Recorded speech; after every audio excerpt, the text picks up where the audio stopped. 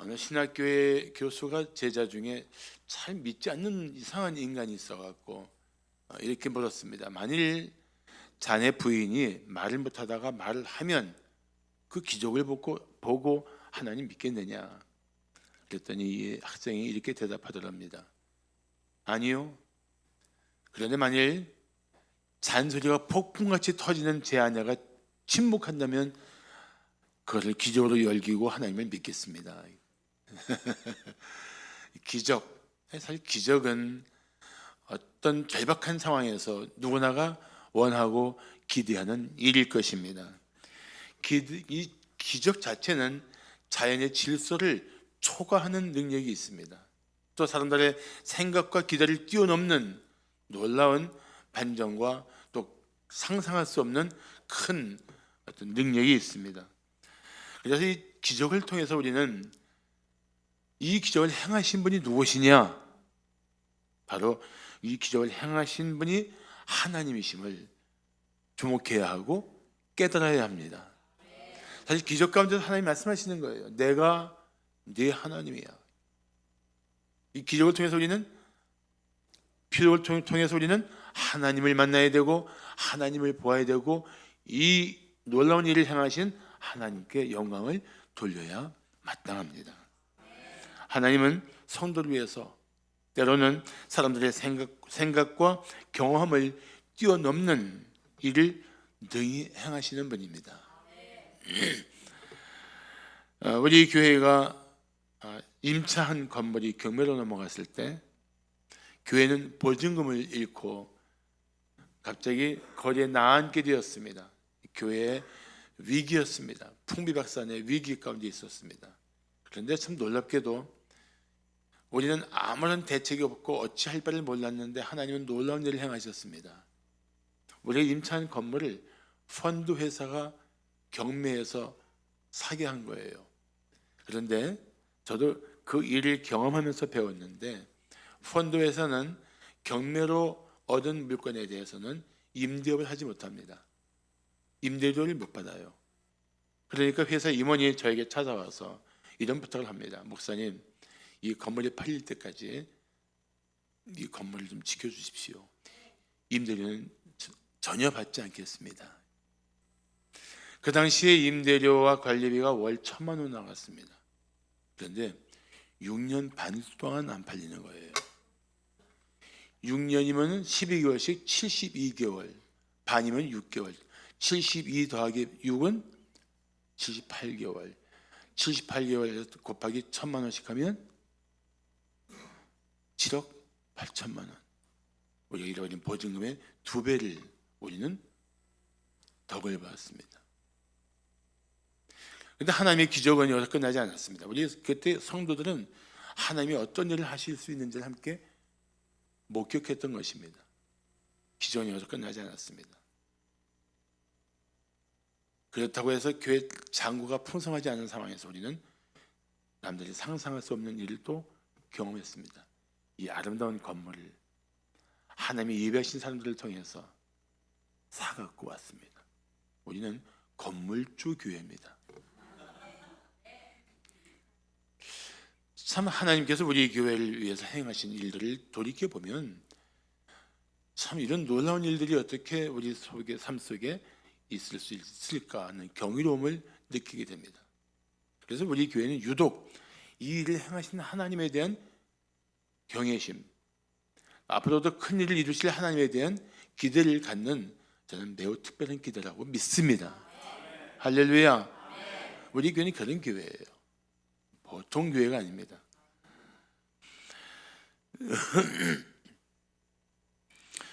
본문에 나오는 오병이어의 기적은 사실은 신약의 4복음서 마태복음, 마가복음, 누가복음, 요한복음에 다 들어가 있는 유일한 표적입니다. 앞서 말씀하신 대로 드린 대로 표적은 일어난 현상을 보는 것이 아니고 이 일을 행하신 분이 누구신가를 주목해야 옳습니다. 그래서 저는 오늘 요한복음 6장 1절부터 15절에 이 본문 말씀을 가지고 오병이어의 기적이 주는 교훈이 무엇인지를 우리 교우들과 나누고자 합니다. 자, 오병이어의 기적을 통해서 우리가 깨달을 것이 무엇일까요? 첫째, 인간의 계산은 야박하나 주님의 공급은 풍성하다는 것입니다. 한번 따라합시다. 인간의 계산은 야박하나 주님의 공급은 풍성합니다.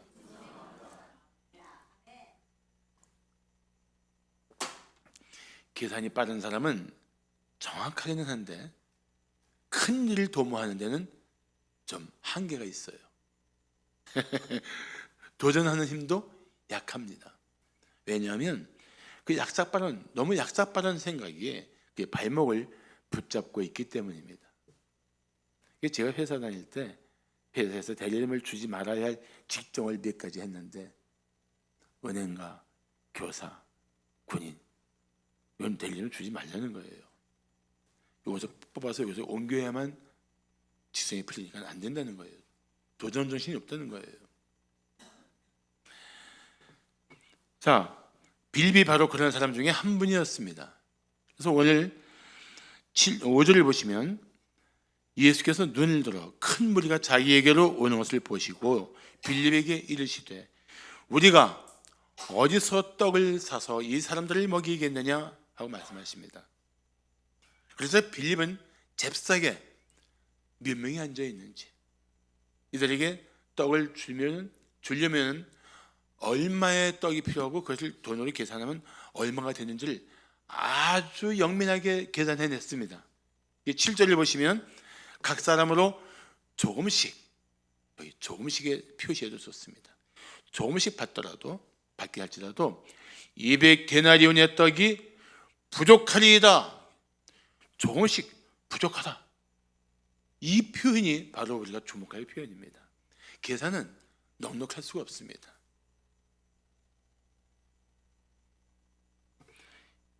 빌립은 이때 시선을 주님께 두지 못하고 해결해야 할 상황과 조건만 보았던 것입니다. 더구나 그의 대답에 깔린 숨은 문제가 있습니다.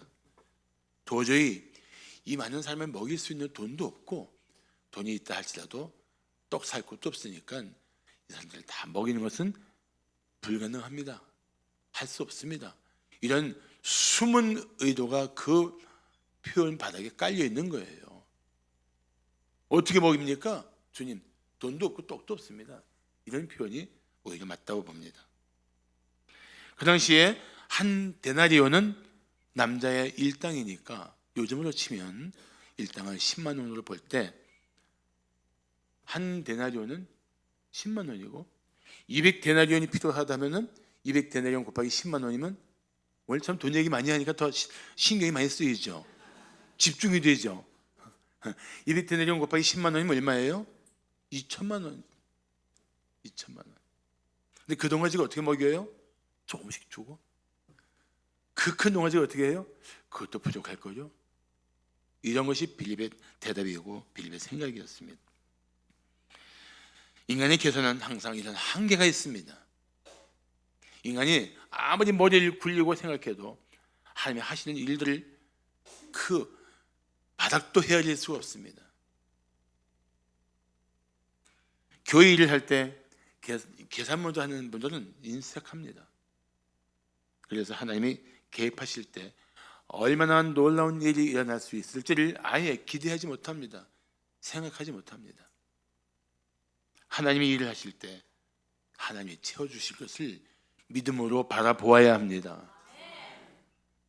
하나님은 우리가 상상하지 못할 일을 능히 행하시는 분이십니다. 오늘 6절을 보시면 이렇게 말씀하시면 예수님께서 빌립에게 이렇게 말씀하시면 친히 어떻게 하실지를 아시고 빌립을 시험하고자 하십니다.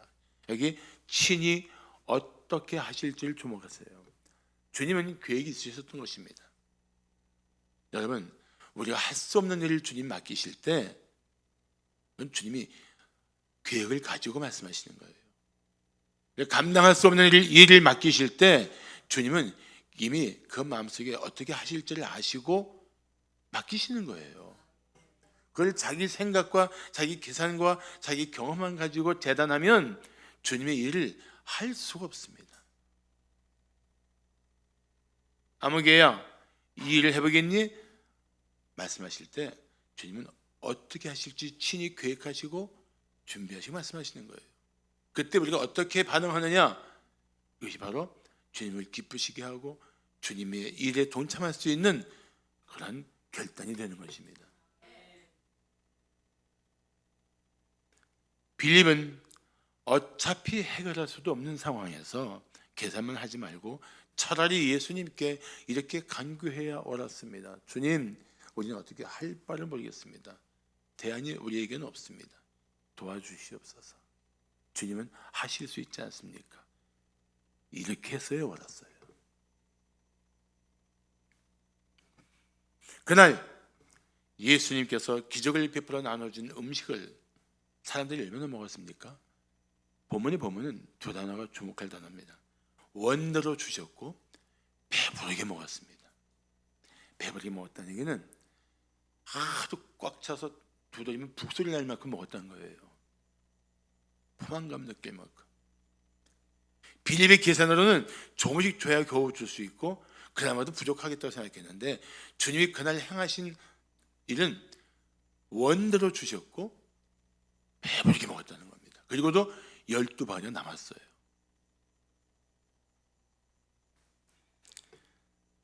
믿음으로 의지하고 하나님의 뜻을 구하는 성도에게 하나님은 이렇게 넘치도록 채워주시는 분이십니다.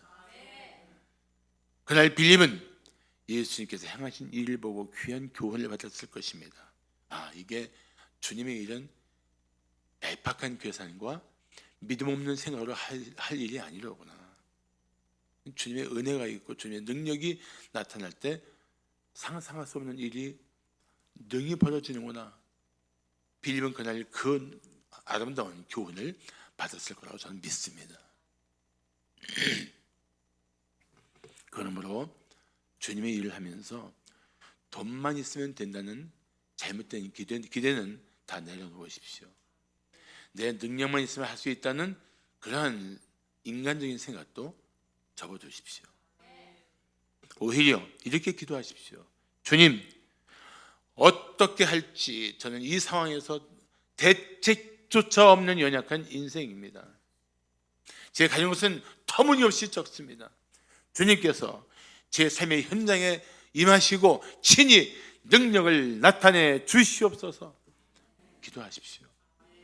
그러면 주님께서 친히 일하실 것입니다. 그리고 우리는 주님의 큰 능력을 목격하게 될 줄로 믿습니다. 할렐루야. 자, 오병이의 기적을 통해 우리가 깨달을 것이 무엇일까요? 둘째, 인간의 헌신은 작더라도 주님의 능력은 넘쳐납니다. 한번 따라합시다. 인간의 헌신은 작더라도 주님의 능력은 넘쳐납니다. 하나님은 우리가 드린 참 보잘것없고 부족하고 연약한 것으로 주님의 큰 일을 이루시는 일들을 성경 속에서 계속 반복해서 보여주고 계십니다. 하나님은 우리가 드리는 보잘것없는 것도 소중한 일을 위해서 얼마든지 귀하게 사용하십니다. 이 사실을 믿습니까? 마침 한 아이가 가져온 음식이 있었습니다. 보리떡 5개와 물고기 2마리였습니다. 그 당시에 좀 중산층은 밀가루 떡 먹지 보리떡 안 먹었어요. 그러니까 이건 아주 가난한 집에 어린아이의 음식입니다. 아이의 음식, 어린아이는 아니고 아이의 음식. 이게 얼마나 무슨 해결책이 되겠습니까? 그런데도 안드레가 무슨 생각을 했는지 예수님께 와서 이런 말을 합니다. 여기 한 아이가 있어 보리떡 5개와 물고기 2마리를 가지고 있나이다. 그러나 그것이 이 많은 사람에게 얼마나 되겠습니까? 무슨 생각하고 했는지 몰라도 일단 가지고 왔어요. 안드레, 안씨는 뭐가 달라도 달라요. 가져왔어요. 아이가 가진 음식과 먹어야 할 수많은 사람들을 생각해 보면 이건 도대체 코끼리 비스켓도 안 되고 이거는 아무리 생각해도 대책이 없는 것입니다. 그런데 놀라운 사실은 이 아이의 보잘것없는 보리떡 5개와 물고기 2마리가 주님의 손에 넘어갔습니다. 주님의 손에 넘어갔다는 것은 뭘 말합니까? 창조주의 손에 넘어갔습니다. 전능하신 주님 손에 넘어갔습니다. 그거 가지고도 어떤 일을 행하실 수 있는 능히 기적을 일으키시는 주님 손에 넘어갔습니다. 그러니까 달라지는 거예요. 내가 붙들고 나 하나 절박해서 그것에 의지하면 겨우 자기 하나 먹을 음식이에 전능하신 주님의 손에, 창조주 손에 넘어가니까 거기서 놀랄 일이, 상상도 못할 일이 벌어집니다.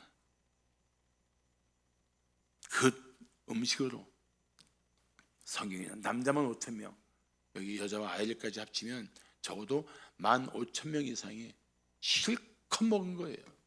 실컷 먹었어요. 아이는 그날 자기 음식을 잃어버린 것이 아닙니다. 오히려 아이는 자기가 드린 음식으로 일어난 기적을 목격했습니다. 아마도 이 아이의 삶을 바꾼 놀라운 경험이었을 것이라고 저는 생각합니다. 그날 아마 자기 집에 돌아가서 부모님께 막 호들갑을 떨고 막 자랑했을 거예요. 아빠, 엄마, 이 놀라운 일이 있었어요. 저 뭐라고 주신 게 주님 손에 들려지는 순간 그 많은 손이 다 먹고도 남아서 12바구니를 또 채울 수 있었어요. 이 경험은 이 아이의 평생에 그의 마음을 좌우하는, 그의 마음에 주님을 기억하게 하는 그의 마음, 그의 생애의 최고의 사건이었다고 저는 생각합니다.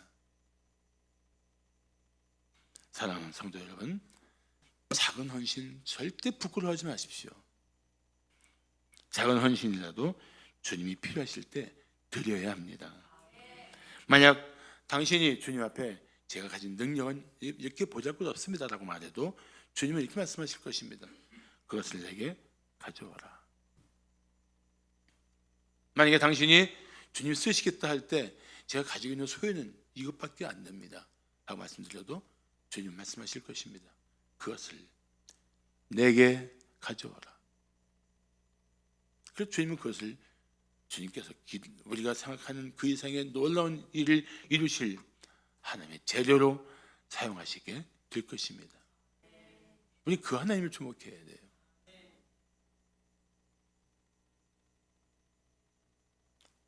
그래서 우리는 주님께서 쓰시겠다 하면 기쁜 마음으로 드려야 합니다. 드릴 수 있는 거 감사해야 합니다. 우리가 주님께 드리는 것이 아깝거나 또는 낭비라고 생각한다면 헌신할 수가 없습니다. 나를 위해 생명까지 내어주신 주님께 드리기 아까운 것이 뭐가 있겠습니까? 나같이 죽어왔다는 인생을 구원하기 위해 십자가에서 대속의 피를 흘리고 자신의 생명까지 내어주시면서 사랑하고 구원해 주신 우리 예수 그리스도를 위해서 드리기 아까운 게 뭐가 있어요? 이 받은 은혜와 비교할 때 내가 드릴 수 있는 더 큰 게 뭐가 있어요? 내 전부를 드려도 그 은혜에 그 바닥에도 깔리지 않을 겁니다.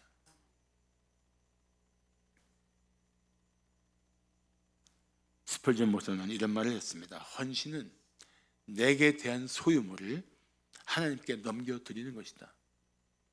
헌신한 성도는 자기를 하나님의 소유물로 본다.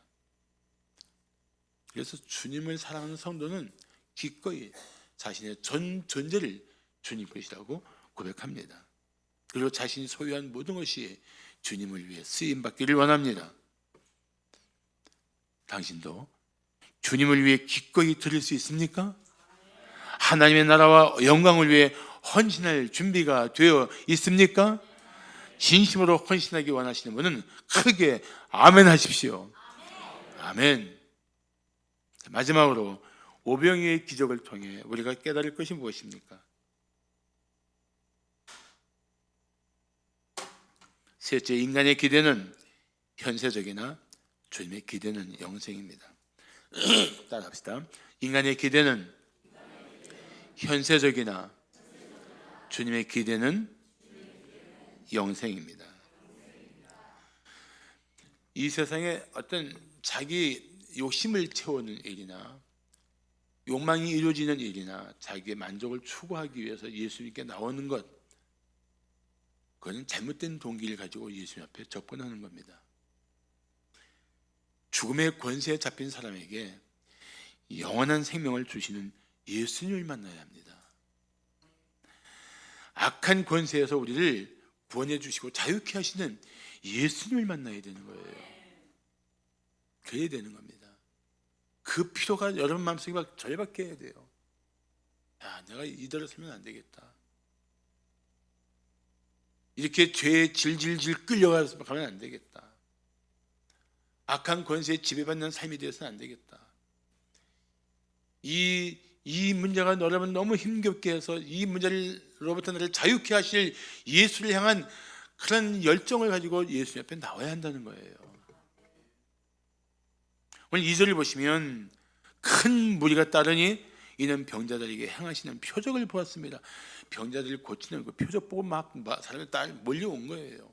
그랬는데 세상에 병만 고치는 줄 알았더니 예수님이 그 허다한 사람들을 다 먹이신 거예요. 백성들 마음이 그 순간에 하나가 됐을 겁니다. 야, 저분을 왕으로 삼으면 우리 평생에 먹고 사는 거 아무 걱정 없고 뭐 병도 다 고치고 이 세상에서 만족한 삶을 살 수 있겠구나, 그 기대를 가지게 된 겁니다. 엉뚱한 기대죠. 그래서 14절을 보시면 참으로 세상에 오실 그 선지자라 예수님 그렇게 생각한 거예요. 근데 여기에 원래 그 선지자는 엄격히 말하면 메시아를 말하는 겁니다. 그래서 주님이 어떻게 하십니까? 자, 오늘 15절을 보시면 그러므로 예수께서 그들이 와서 자기를 억지로 붙들어 임금으로 삼으려는 줄 아시고 다시 혼자 산으로 떠나가시니라. 사람이 환호하고 몰려오는데 그들이 잘못된 동기로 몰려오니까, 잘못된 기대를 하고 막 환호하니까 예수님께서 피하신 겁니다. 아니야, 내가 너희들 임금이 되기 위해서 온 것이 아니야. 난 너희들 죄와 사망에서 구원하기 위해서 온 거야. 피하신 거예요. 주님께서 피하신 겁니다. 이후에 예수님께서 제자들에게 이런 말씀을 하십니다. 요한복음 6장 26절 보시면 내가 진실로 진실로 너희에게 이르노니 너희가 나를 찾는 것은 표적을 보는 까닭이 아니요 떡을 먹고 배부른 까닭이로다. 표적을 보았으면 이 일을 행하시는 분이 누구시냐, 거기에 방점을 찍어야 되는데 그냥 아예 관심도 없고, 야, 저분 따라다니면 평생 먹고 배불리 살 수 있겠다, 그 기대 가지고 나를 따라왔다, 나를 찾았다, 내가 너희들을 그렇게 만나지 않겠다. 물론 예수님은 우리의 굶주리고 병들고 힘겨운 인생을 불쌍히 여기시고 때마다 도와주시는 분이에요. 믿습니까? 그래서 그게 본질이 아니에요. 그게 전부가 아닙니다. 그걸 위해서 예수를 찾지 말라는 거예요.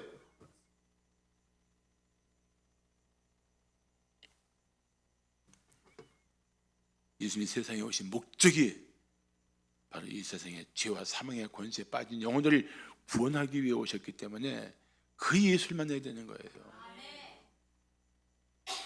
그래서 오늘 우리 함께 암송하기로 나눈 요한복음 6장 35절을 보시면 예수께서 이르시되 나는 생명의 떡이니 내게 오는 자는 결코 줄이지 아니할 터이요 나를 믿는 자는 영원히 목마르지 아니하리라. 생명의 양식, 여기 생명은 사실 엄격히 말하면 영생이라는 단어예요. 영생. 난 영생의 떡이다. 나를 믿는 자는 영원한 생명을 얻을 것이다. 영원히 줄이지 않고 목마르지 않을 생명을 얻을 것이다. 그 생명의 풍성함, 생명의 충만함, 생명의 그 경이로움을 느끼며 살게 될 것이다. 그거 강조하신 거예요. 그렇습니다. 예수님은 영적으로 공허하고 허기지고 갈 바를 알지 못하고 살고 있는 영혼들에게 진정한 생명을 주시는 생명의 떡입니다. 오병이어의 기적의 핵심은 세속적인 기대를 버리고 생명의 떡이신 예수님을 믿으라는 것입니다.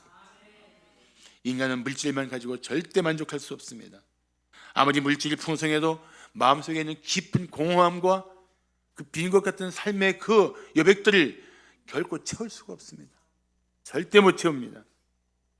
육체의 쾌락으로 허전한 마음을 채울 수 있을까요?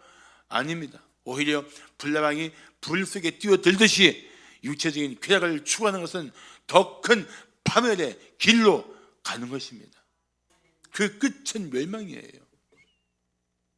그러면 어떻게 해야 됩니까? 답은 예수 그리스도 안에 있습니다.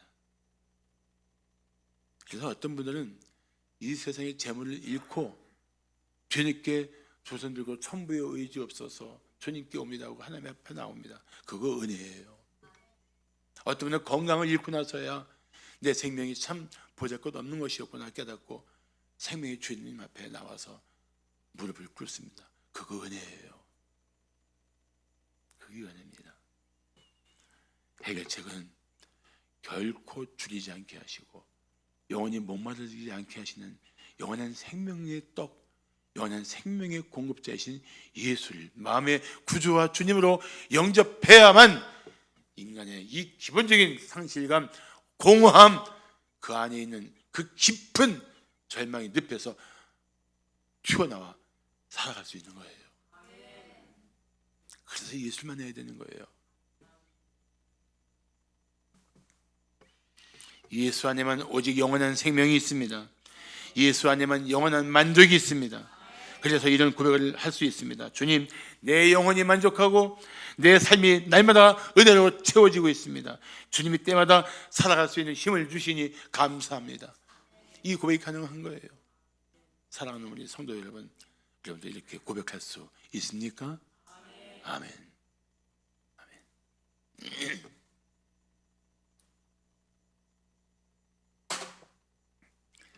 사실 이부 설교를 정말 힘겹게 하고 이분은 설교할 수 없을 것 같아서 영상으로 하라고 했어요. 지금 현재 상태는 응급실 가야 할 상태인데 어제 이모여 성도한테 꼭 오십시오 해놓고 제가 또 안 보이면 그는 결례잖아요. 결례를 할 수는 없으니까. 그래서 전 지금 이제 담동안이 막혀갖고 그 담도가 팽창되면서 거기 담즙이 고여서 그게 만약에 염증이 생기면 폐혈증으로 아주 위험한 직전에 있는 그런 상태입니다. 이제 그 막은 게 암을 막힌 건지 돌로 막힌 건지 이제 어제 초음파를 못 잡고 이제 종합병원에서 CT 찍어봐야 돼요. 이부 설교는 못하겠다 생각하고 있었는데 앉아 있는데 하나님이 해라 그러시는 거예요. 올라오는데 일부 때보다 훨씬 힘이 있는 거예요. 저는 지금 기적을 경험하고 있는 겁니다. 기적을. 저를 보시고 하나님 살아계시구나 믿기만 합니다. 제가 이 설교를 준비하면서 마음에 이 물고기 보리떡 5개와 물고기 2마리를 드린 것 같은 아이 같은 한 분을 생각했습니다. 그분이 바로 우리 교회가 파송한 탄자니아의 김만호 선교사님입니다.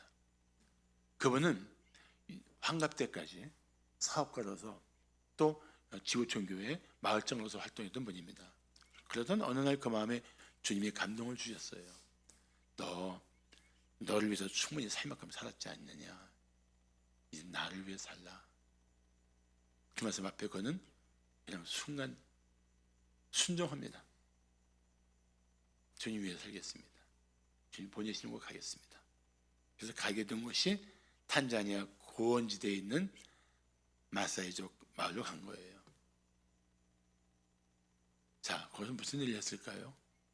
자, 첫 번째는 에뇨라타 그 교회를 세웠는데 그 교회 보면 여기 사진에 보신 것처럼 교회가 있고 방앗간이 있고 또 유치원이 있고 또 거기에 비전하우스도 있습니다.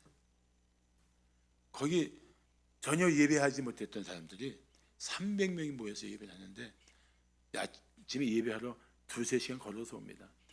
아무리 둘러봐도 그냥 살벌한 광야에 하나 둘 예배하러 오는 사람들이 보이는 거예요. 근데 예배하러 올 땐 다 그 전통 민속 의상을 곱게 차려입고 옵니다. 두 번째는 아르마니 교회를 짓습니다. 거기 역시 유치원을 쳐요. 신앙과 교육을 병행하는 거예요. 세 번째, 이번에 엘루와이 지역에 세 번째 교회를 짓고 거기서는 사회치 훈련을 시키기 위한 이제 회관을 지었습니다. 에마이안 교회와 사회치 회관. 그런데 그 두 번째 그 아르마니 교회는 예배당이 좁아서 밖에서 텐트 치고 예배하는데 그 다음 사진 보시면 나올 거예요. 예배당이 못 들어간 사람들이에요. 제가 김만호 선교사님 말씀을 드리는 이유가 있습니다. 정말 이분은 우리 교회 자랑스러운 분이고 정말 우리 교회 이런 분이 계시다는 것이 우리 교회 선교사라는 게 정말 우리에게 큰 자부심을 주고 도전을 주는 분입니다. 생각해 보세요.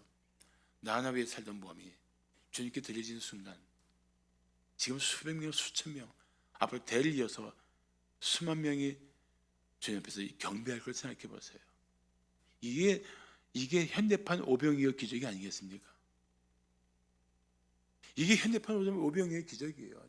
내가 드려진 삶의 자리에 내가 미랄처럼 죽어 썩어진 그곳에 생명의 역사가 막 일어나기 시작하는 거예요. 자, 이제 우리 입장에서 생각해 봅시다. 혹시 너무 당신만 위해 살아오지 않았습니까? 내 문제 절박하고 내 문제 힘겹고 나 하나 지탱하기 너무나 벅차서 겨우겨우 생존만 위해 살아오지 않았습니까? 그리스도인은 그렇게 살지 말라는 거예요. 우리 그렇게 살 수 없다는 겁니다.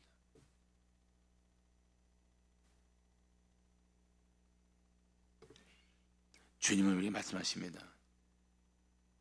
이제 내가 생명의 떡을 나누어 주라. 우리가 할 수 있는 일이 바로 그것입니다. 예수님은 우리에게 생명의 떡이 되기 위해 십자가에 당신을 내어 주셨습니다. 우리는 이 생명의 떡을 나누는 삶을 살아야 돼요. 예수의 증인으로 살아야 돼요. 복음을 전하는 일로 힘써야 돼요. 그게 우리 살아갈 길인 것입니다. 주님의 뜻에 순종하고 주님 뜻을 따르기 위해서 헌신하는 성도가 되어야 합니다. 지난주일 예배에 어느 분이 찾아오셨어요. 내 이름 밝히지 않겠는데 목사님 선교에 대한 계획이 있으십니까? 11월 달에 동남아시아 선교사를 위한 특별한 회복 집회를 할 계획입니다. 제가 헌신하겠습니다. 저 괜히 큰 힘을 받았어요. 복음을 듣지 못한 채 영적으로 허기지고 곤고한 영혼들을 위해서 방황하는 영혼들을 위해서 우리가 주님의 심정을 가져야 합니다. 주님의 심정이 뭐예요? 그런 영혼들을 긍휼히 여기셨어요. 우리가 그 주님의 심정을 가지고 이제 다시 일어나서 예수의 증인으로 살아갑시다. 복음을 전합시다. 우리의 삶의 현장에서 예수를 믿는 새로운 사람들이 일어나는 그 놀라운 기적을 함께 경험합시다. 기도하겠습니다.